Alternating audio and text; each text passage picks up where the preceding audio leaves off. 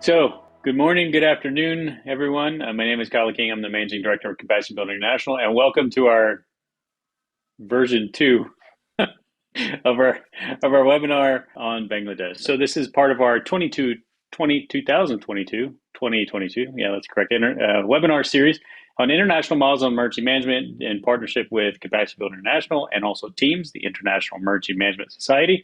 And I'll just go through a quick introduction, and then I'll hand it over to Harold, the president of TEAMS, and then over to our guest speaker today, Anisur, to present the issues from Bangladesh.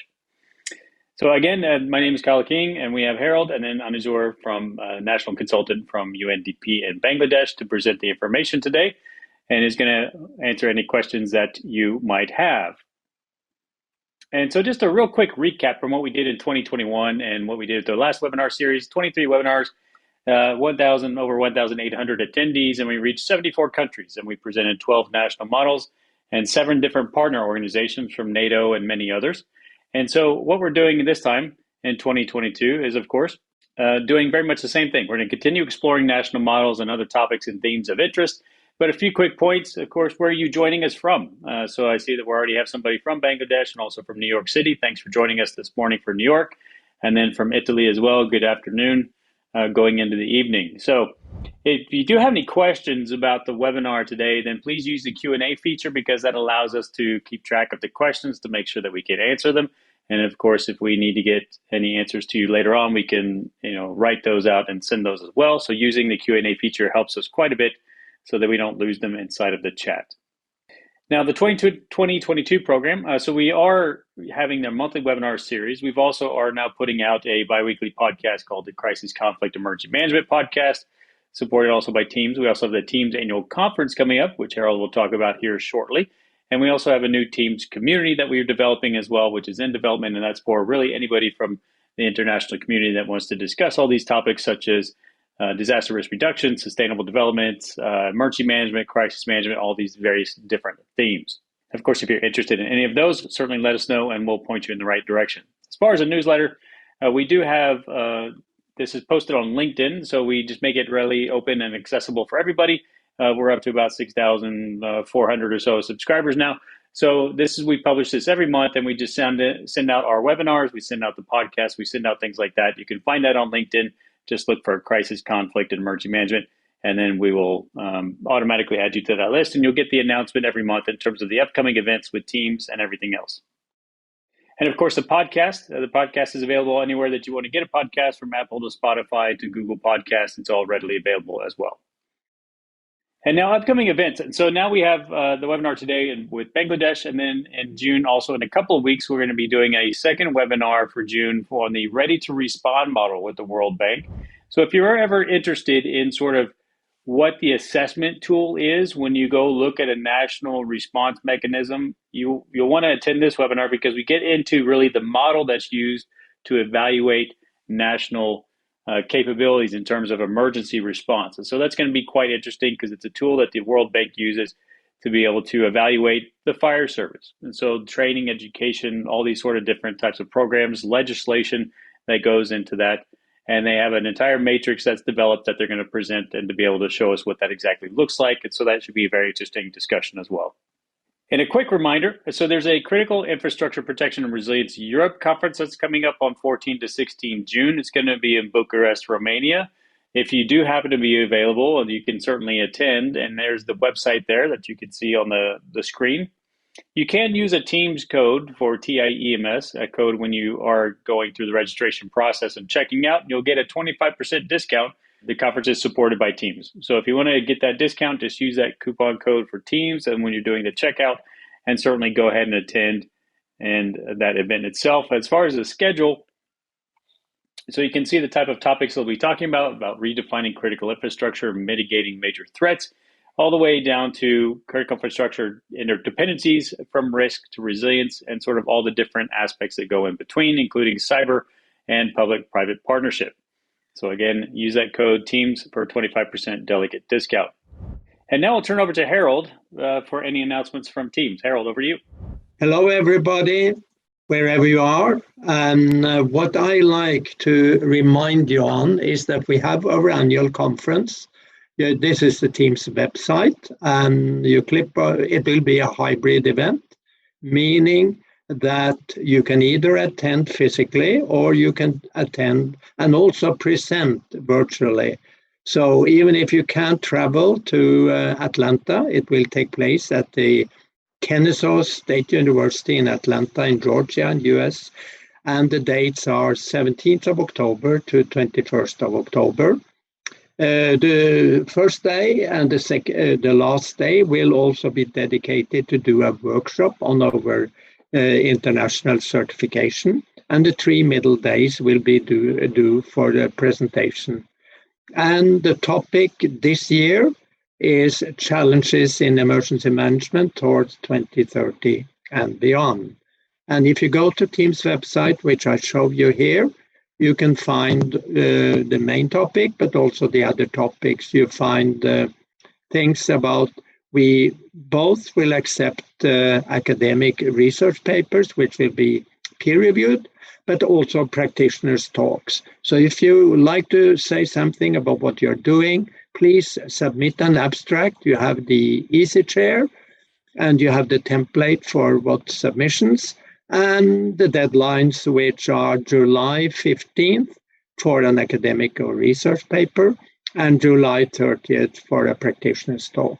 I hope many of you will use the opportunity, and even if you can't travel, again, I will say you can also present virtually. So that's, and I hope many of you take this opportunity. At the bottom of the page, you also have the presentation of these 2 workshops, and at the bottom here, you find the concept of the program with welcome and keynote speakers, and all submitted papers, and we also will have a panel debate and workshops during the conference, and social events, because meeting each other and talk again and know local culture in Georgia will also be part of the conference. Those who do that virtually, of course, they can participate in that, but I hope many of you find this opportunity interesting and will submit the paper. Before I leave, I like to see the next here is Teams webinars, where I have, and Kyle has also pointed to the LinkedIn page. But here you can find all the presentations and all the videos which are taken. And I think this is a unique database now. So for those of you who work at the university, maybe you have students would like to look into, and you can make up a thesis, because we are now presented, I think, close to 30 countries with their models in emergency management. And there is some good stuff here for research or doing a thesis or something. So that's my encouragement to our listeners today. And I look forward for listening to Anisur about what is happening in Bangladesh. Thank you. At this point in time, we'll just hand it over to our speaker for today. So Anisur, thanks for joining us today, and we very much look forward to your presentation. And I'll just turn it over to you. So I'll just let you share your screen now. Okay, good morning, good afternoon, good evening, whoever is attending this webinar from. My name is Anisur Rahman. I'm from Bangladesh. I'm a Bangladeshi. By profession, I'm an urban planner with experience of working as urban planner and disaster risk reduction. I'm working over 22 years. Worked with the government of Bangladesh. I was a government employee before, and I was in the region in the East Asia for about 15 years, and worked in several countries on disaster risk reduction, climate change adaptation, urban planning, integration of DRR into development, and so on. So this evening, from my country, so I'm going to present you disaster management system in Bangladesh, and how the community preparedness has worked over the years here in Bangladesh, how the system has worked in emergency response, basically. So this will be about 15 minutes presentation, followed by the questions and queries you might have. I'll try to give you answer. The first slide is to orient you. If you have not traveled to this part, Bangladesh is in Asia, located specifically on South Asia.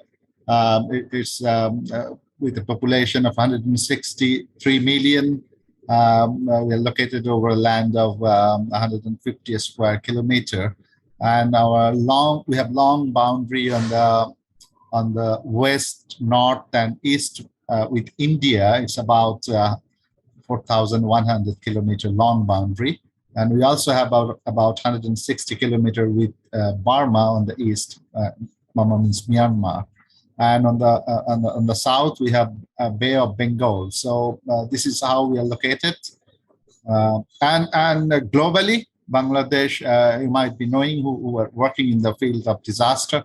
Bangladesh is one of the countries prone to many natural hazard and disaster. So that's why I first like to take you through how geographically we are located, why we are so vulnerable to different hazard, and how it is. So here is a country map where you can see the geographic settings. We are located in one of the largest delta in the world, with the elevation of the land is not that high. You can see here the red bars are between 0 to 8 meter above the sea level most of the cases. So it means that most of the areas are prone to inundation. We have flood all around the country.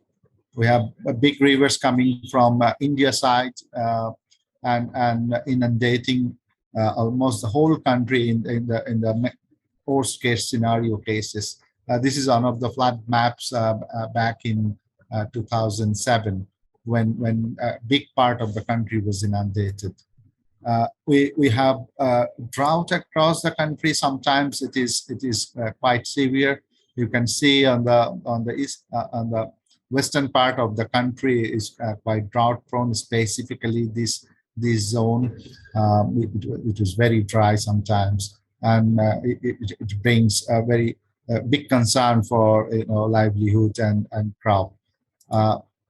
We also have a hilly part in the eastern side with landslide quite often nowadays due to rapid urbanization. People are settling down on the hills here and there, and quite a few number of times there were big hazard in this area.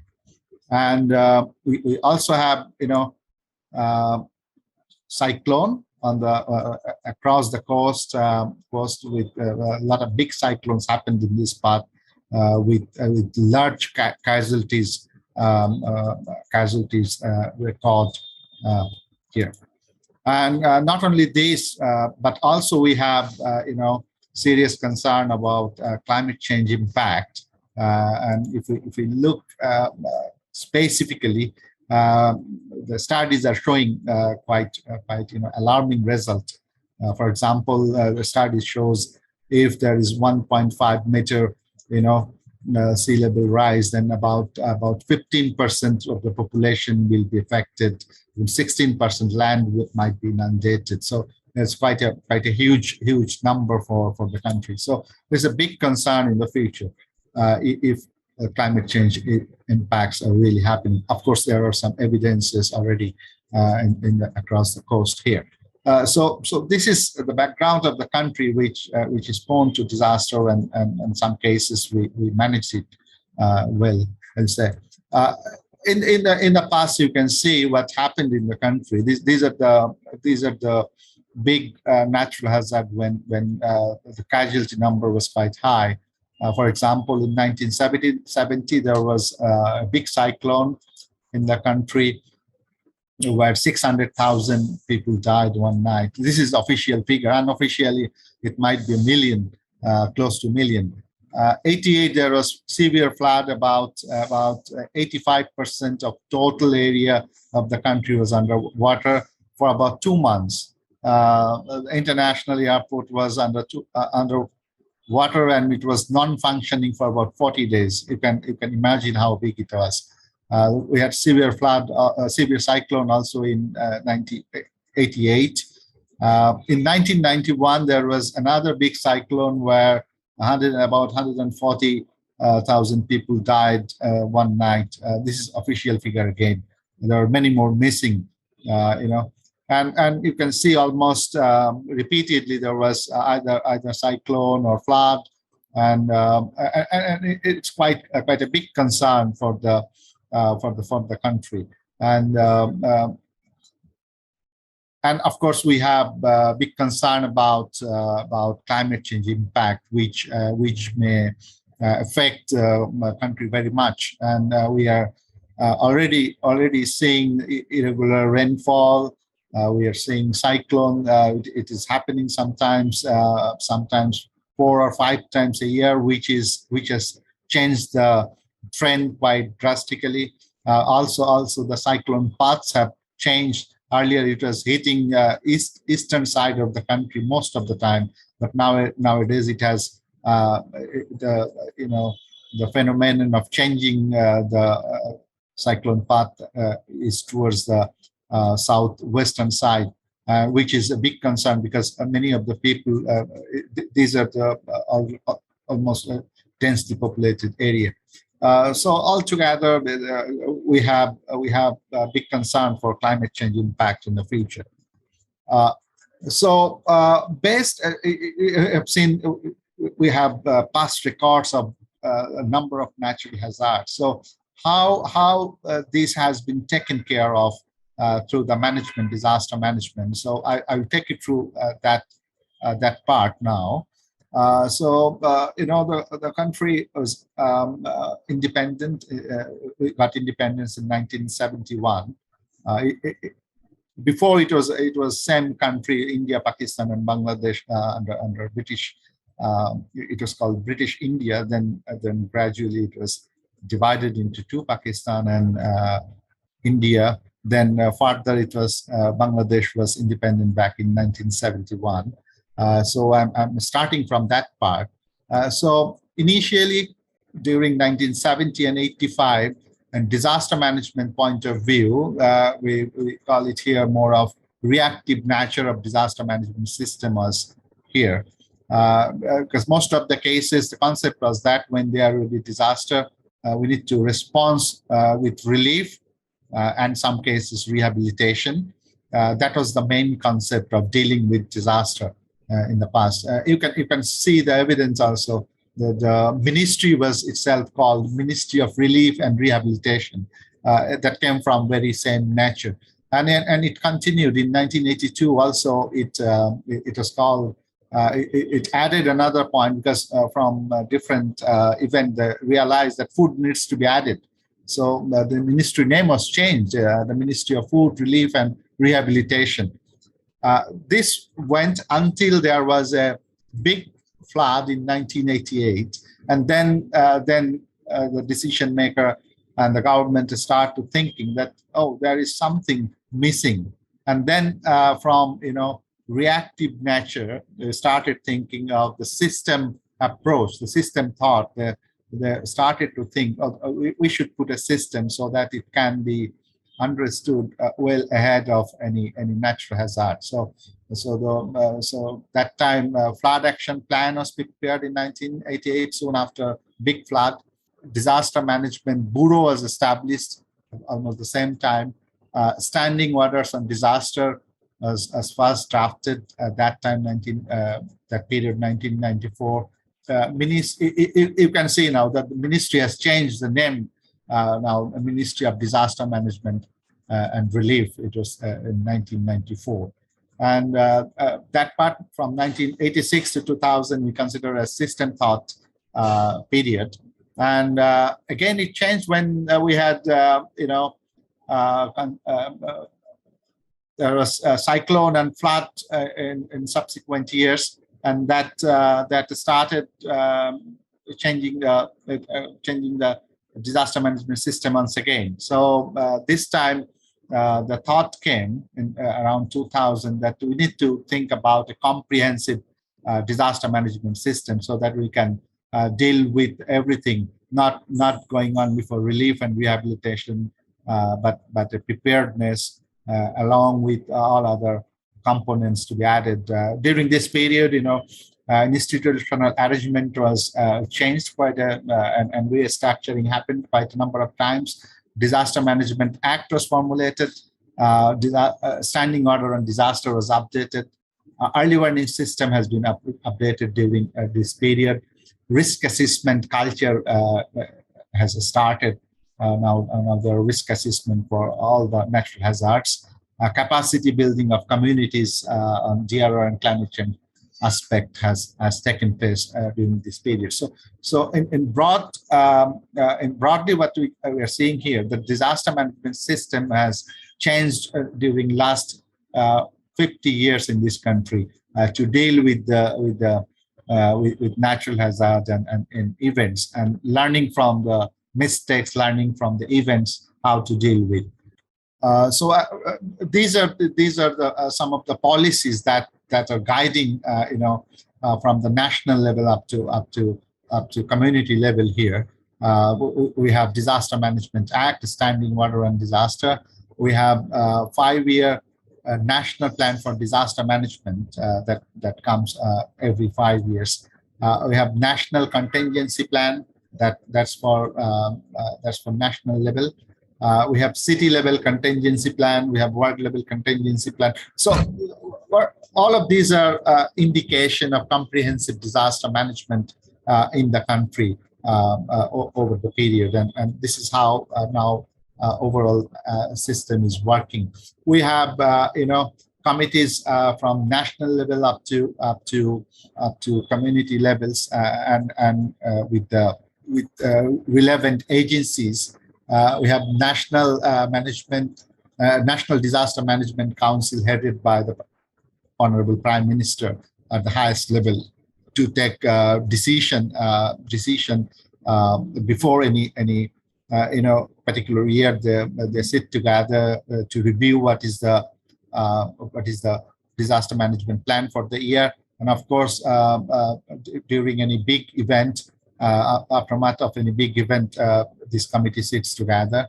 And we have Interministerial Disaster Management Coordination Committee, National Disaster Response Coordination Group, National Platform Disaster Risk Reduction. So at different levels, different committees are here. And in a standing order of disaster, each of the committee's roles and responsibilities are quite detailed written, so that they can take actions anytime without waiting for executive order. So the standing order on disaster has given a freedom to the decision maker at any level that they can respond to any emergency aftermath of disaster. So it is well defined that they do not need to wait for their superior to take a decision. So this is a good system that has helped to rescue and respond many communities aftermath of natural hazard. These are the committees at national level. At local level, we have the lowest tower in village, lowest unit called union. You can see here. So up to that level, we have committees. And these committees take care most of the preparedness activities, and we also have committees that take care of response aftermath of disaster. So overall, this system works most of the cases, which showed good result during last 5 or 6 years, especially when there was cyclone, when the system worked and people were evacuated on time, and there was less number of casualties. So I will take you how with the example that how the system works. So I'm taking the example of cyclone early warning. When there is a cyclone in the Bay of Bengal, immediately the meteorological department in Bangladesh, they have a cell called Spatial Warning Center, and they start putting alerts right from the beginning. at different level, and they send messages to different medias, of course, to military, to disaster management, other ministry and departments, and also to a special community or committee. They call it Cyclone Preparedness Program. This program has about 80,000, volunteers. They are working across the coast.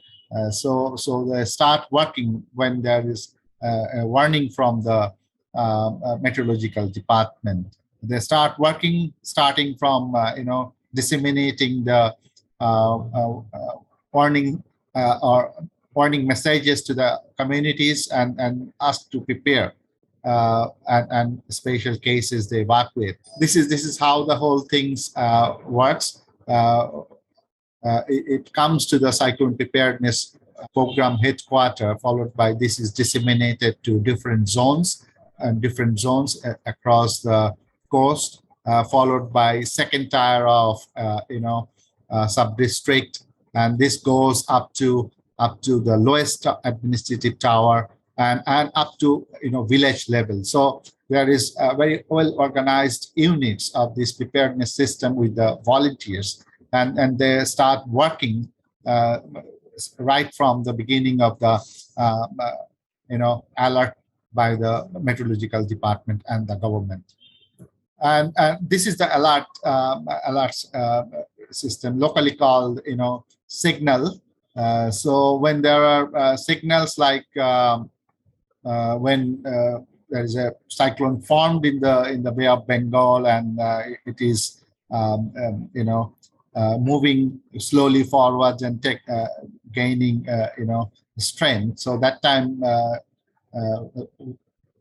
one flag is hoisted across the coast. Then and the volunteers, they use the megaphone to alert people that people get attention. And this time they also ask the fishermen not to go to the sea for catching. And when the cyclone is approaching to the coast, we have the signal number 4, 5, 6, and 7. That time 2 flags are hoisted. So this time they start evacuating some of the people. They give priorities to the most vulnerable group, like women or elderly people or child, and they evacuate. There was a cyclone, obviously, during the cyclone time. So this is a photo from that very cyclone time. And when when it is quite confirmed that the cyclone is passing through the coast, at that time signal number 8, 9, and 10 is hoisted with three flags, and that time everybody is asked to be at the cyclone shelter and not to move from there until it is clear. And of course they stay in the cyclone shelter until it is over, sky is clear, and some cases they stay here for a number of days or even week if their houses are inundated. So this is a good system that's working. So now I will show you what is the result. So I talked about the disaster management system that is evolving from experiences and learning from different events. And I have talked about the system that is with the reference to cyclone preparedness in the coast over the year. And now I will show you what is the result, whether it is working, whether systems are working. So what we have seen is, let's take the example of a cyclone shelter that are constructed, because I have told you back in 1970 there was a big cyclone with a casualty of 600,000 one day. So our start is there, and that time after that there was initiative of preparation of cyclone shelter. There was 20 cyclone shelter before 1970. Between 1971 to 1980 there was 31 cyclone shelter added, and between 1981 to 1990 there were 72 cyclone shelter added. So you see, not a big progress, because in disaster management or in disaster, those who are practitioners, they know very well. It hits again. Disaster hits again when it is forgotten. So during this period, the event of 1970 was forgotten until there was a big cyclone again in 1991, and they started preparing more shelters, and during this time they have prepared more shelters. Now altogether about 5,000 or more cyclone shelters are there. You may ask, is this the result? I'll say not, because you see what happened back in 1970. There was a cyclone which was about 210 kilometers per hour with windy speed, and about 600,000 people died. And at that time, there was no early warning. There was no evacuation system. And that's why this big number of casualties happened. 210 kilometer windy speed. There was no clue what's happening. And there was no clue, especially the people in the coast. And even the government was not knowing what was going to happen. And when it happened, it was about few weeks before people really could know that what happened to the coast, because there are many sub-districts which was totally, nobody was alive in many sub-districts in the coast. So it was that very severe. It's because there was no warning system, no evacuation system. In 1991, again, there was 138,000 people died. This time it was 90 kilometer per hour windy speed cyclone. This time little bit improved, but still it was not enough. There was warning. A warning system was here already in 1991, but it was not properly disseminated. There was very less evacuation. Almost you can say that there was no evacuation from the from the communities which was where the cyclone was about to hit. So that resulted this very big number of casualties. Not only this, this hit our second largest city, Chittagong, on the coast, and at that time there was about 100 aircraft that was staying on the airport that was inundated. That later one, it was a dysfunction. 100 aircrafts with about 20 big naval ships were brought on the shore, and that was not functioning later on. Because of this, Chief of Naval Staff and Chief of Air Force was sacked within a week time because they were not prepared. So government took that very decision. So it was improper dissemination. That was not proper dissemination. In 2007, there was a big cyclone again. So now we can see that whether this system has worked over the time, because we learned from the mistakes. And this time there was a cyclone which was 220 kilometers per hour. Of course, much higher than that two-way cyclone. But this time only 306,000 people died. Still, it's quite high number, but compared to these two big cyclones, it was less.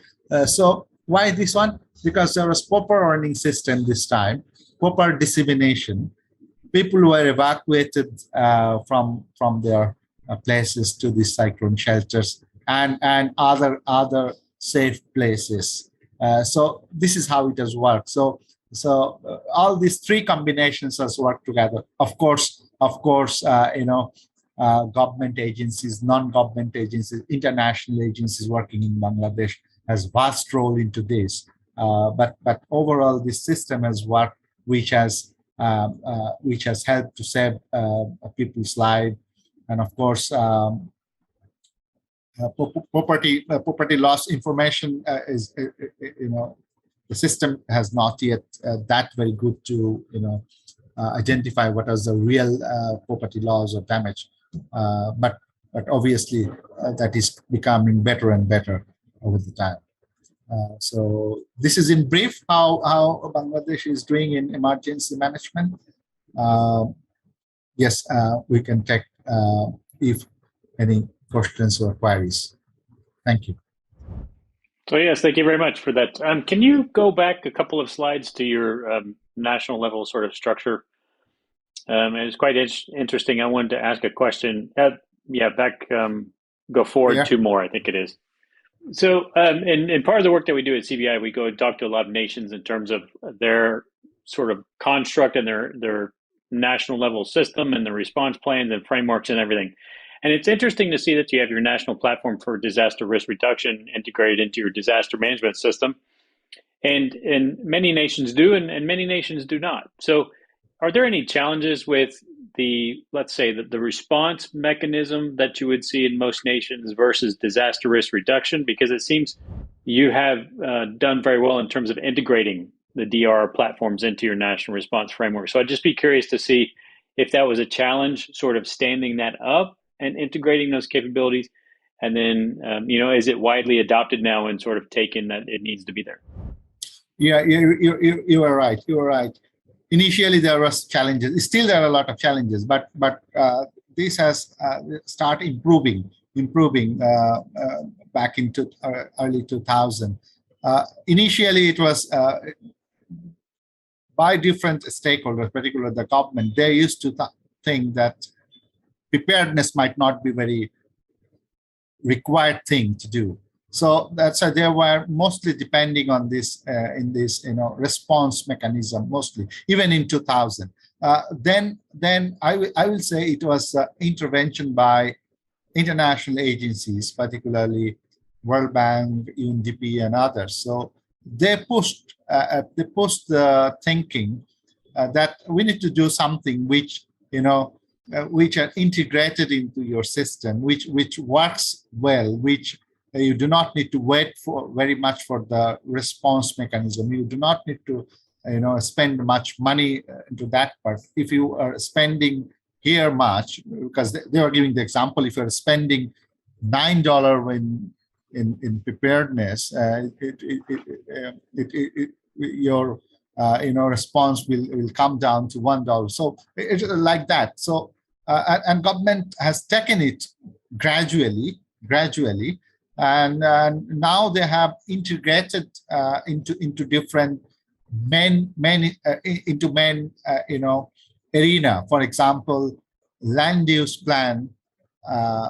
Earlier, it was traditional land use plan without considering natural hazard or disaster. But now, if there is a city level plan or even the plan for lowest tower of the country, so risk assessment is must. So they are considering right at the beginning. So how they're protecting the most hazard prone areas are not allowed for any habitation or not allowed for any heavy investment or even residential permissions are not given in those parts. So now gradually they have improved. Of course, they were challenging in the initial days. Still, there are some cases, but it is started working.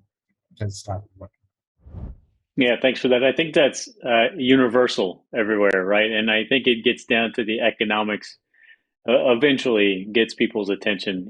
Just the investment and having that return on your investment is the key argument for many nations. So we have a couple of questions from the audience, and I'll go ahead and just sort of read the first one. So we have one of our attendees is coordinating with Professor Ansari of BUET. I don't know really what that is, but maybe you do. On earthquake risk reduction for Bangladesh. As Professor Ansari has informed me last year, he and his team had already produced risk maps for Bangladesh on earthquakes. So far, the risk maps have not been used for preparedness and response, and I wonder how this could be planned more effectively.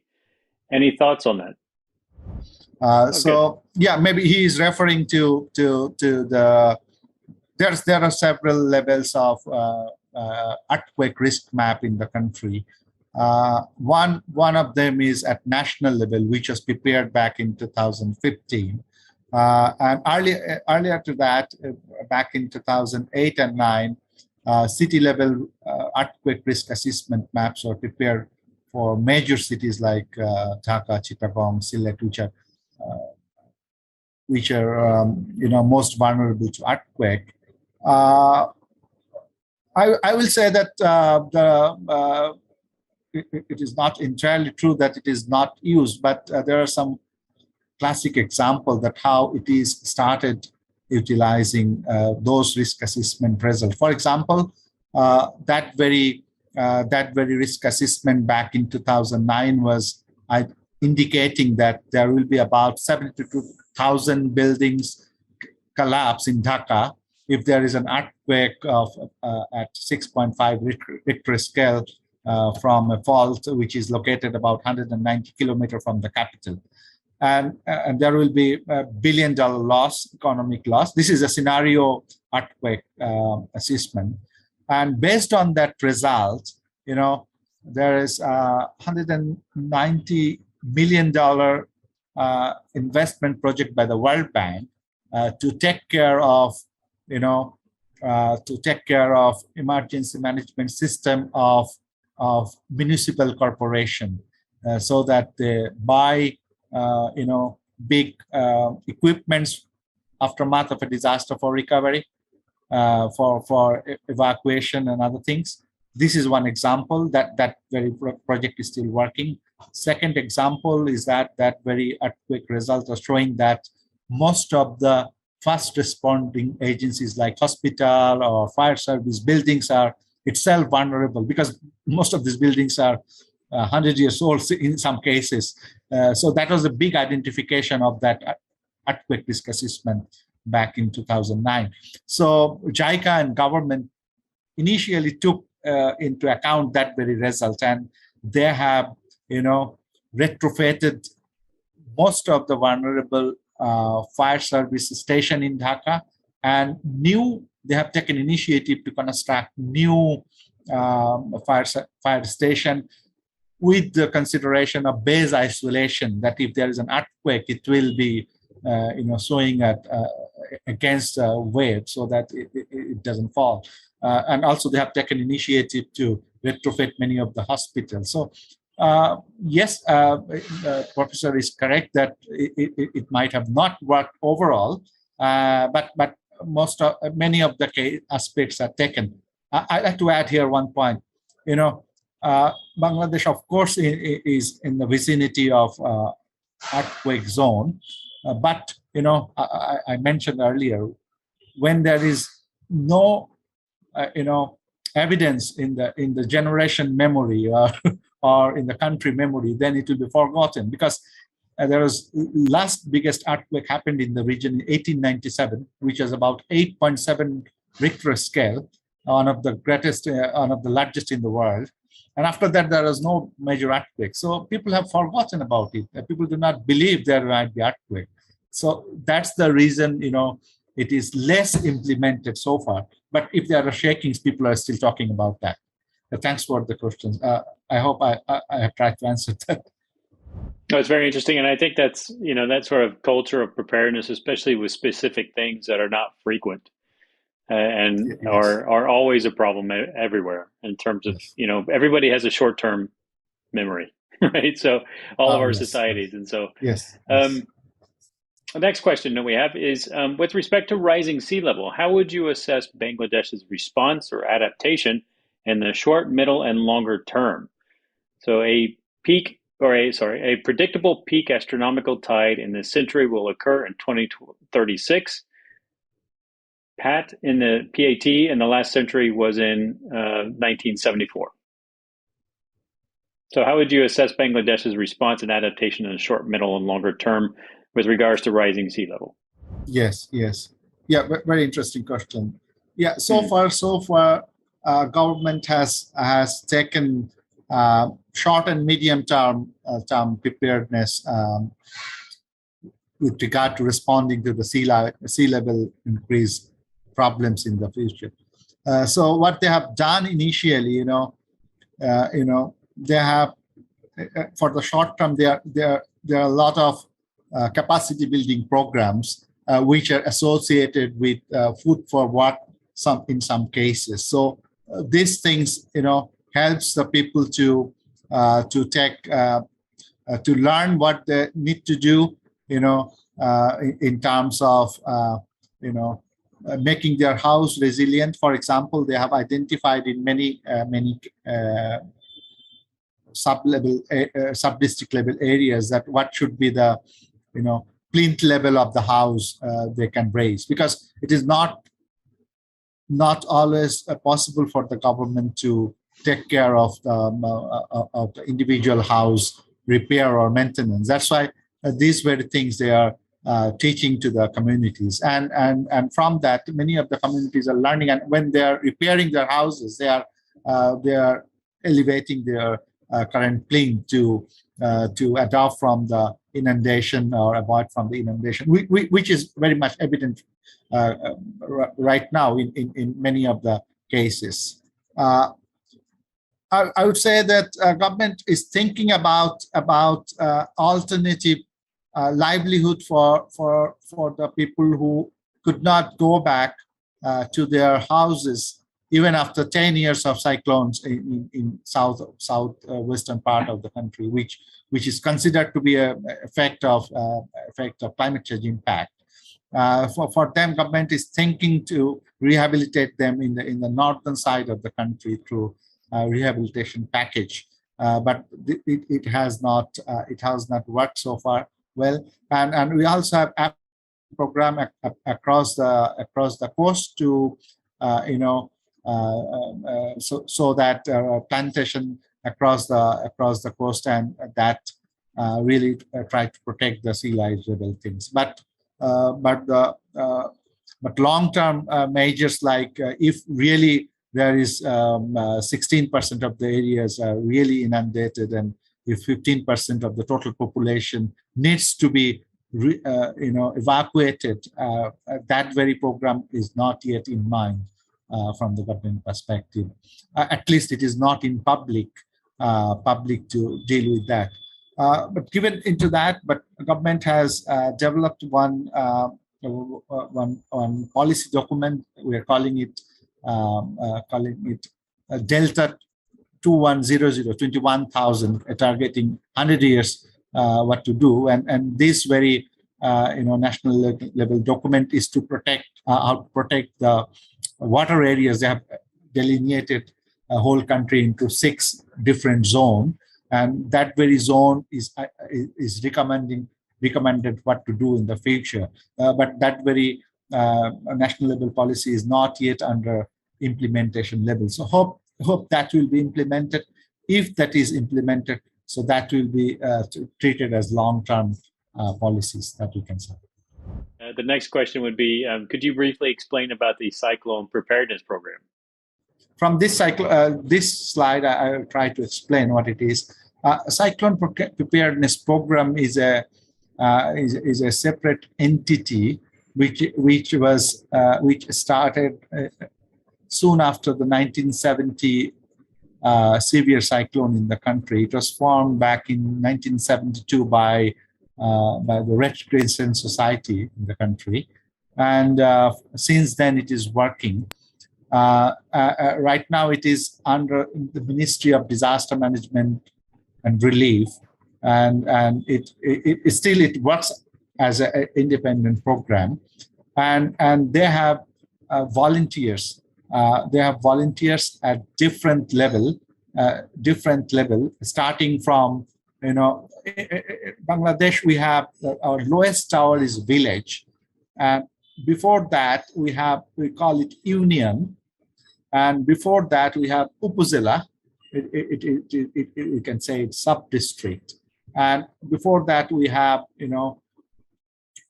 districts. So this preparedness program work to prepare, work to evacuate people, work to disseminate the warning among the communities. That is their main purpose of working, and the volunteers are recruited based on their willingness.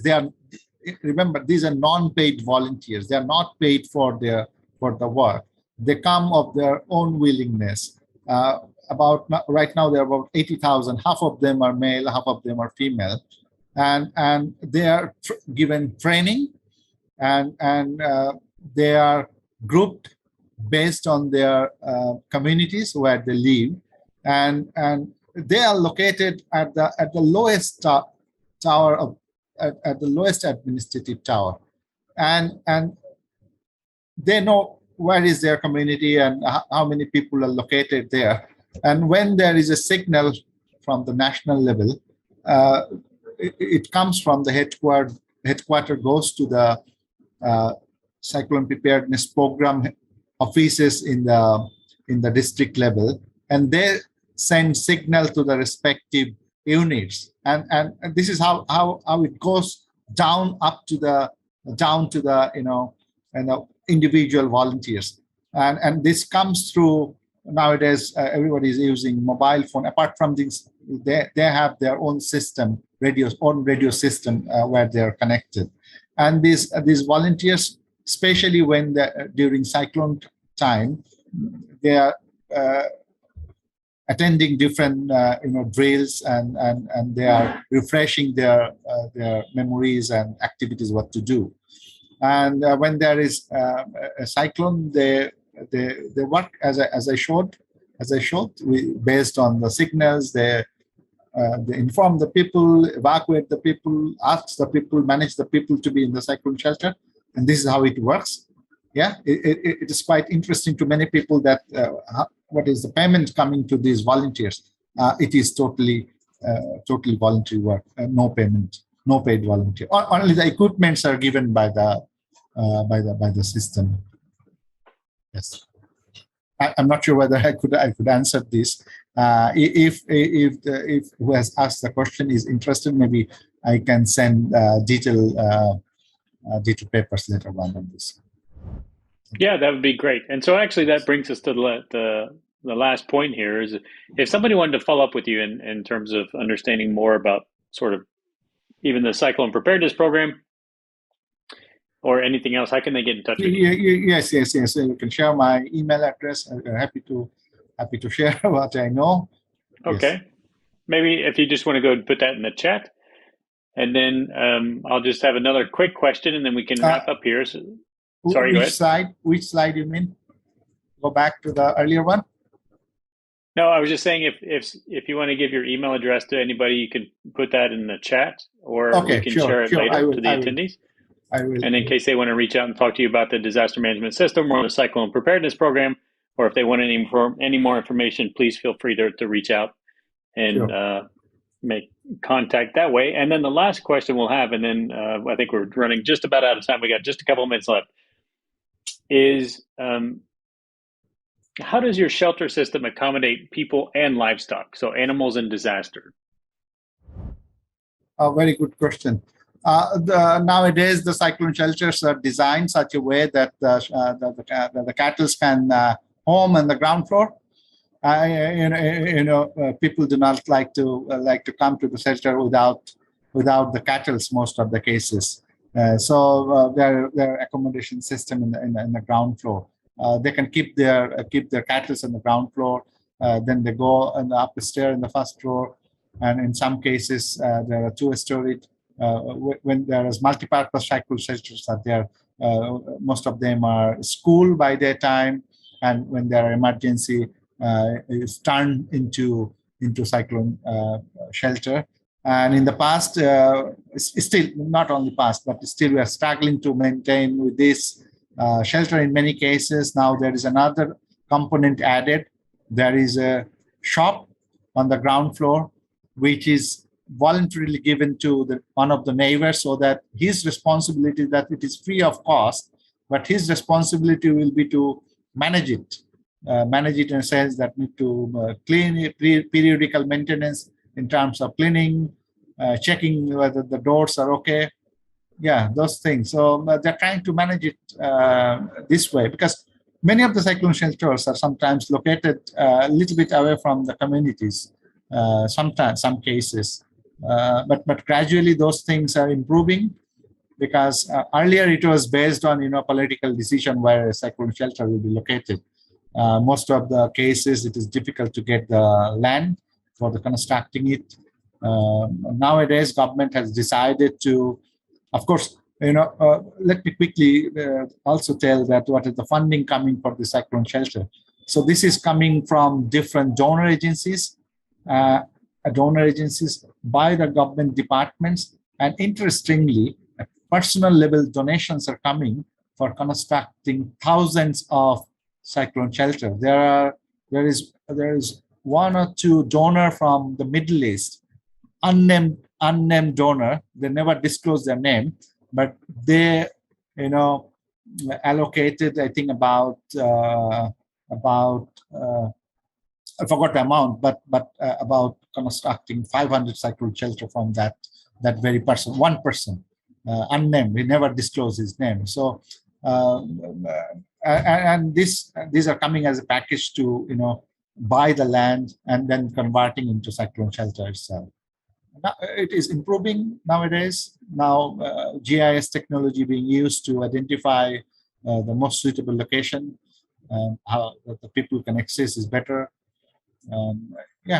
Also there is provision for labor room for pregnant women, and also there is separate toilet for women nowadays, so that they do not face any adverse situation because this is all these are coming from the learnings from the past experiences.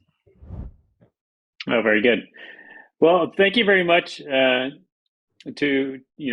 joining us today and presenting the Bangladesh sort of overview of the disaster management model and how you're preparing for cyclones and everything else like that. And thank you very much. It's been very informative, and you did put your email address into the chat there. I saw that. So if anybody has any questions, please feel free to reach out. And of course, if you have any questions as well about Teams or the webinar series or anything else like that, please certainly let us know. We'd be happy to answer those as well. And again, just keep in mind that the Teams annual conference coming up, and as well as that critical infrastructure conference coming up in Bucharest in June. Lots of other events coming up this year. If you have any recommendations or any suggestions on different nations or national models you would like to see in the webinar series, please let us know, and we'll certainly reach out to some people and try and get them on to the webinar series and present their national models. So thank you very much, everybody, and thanks for joining us. And we will be we'll see you next time for the World Bank presentation. Thanks a lot, everybody.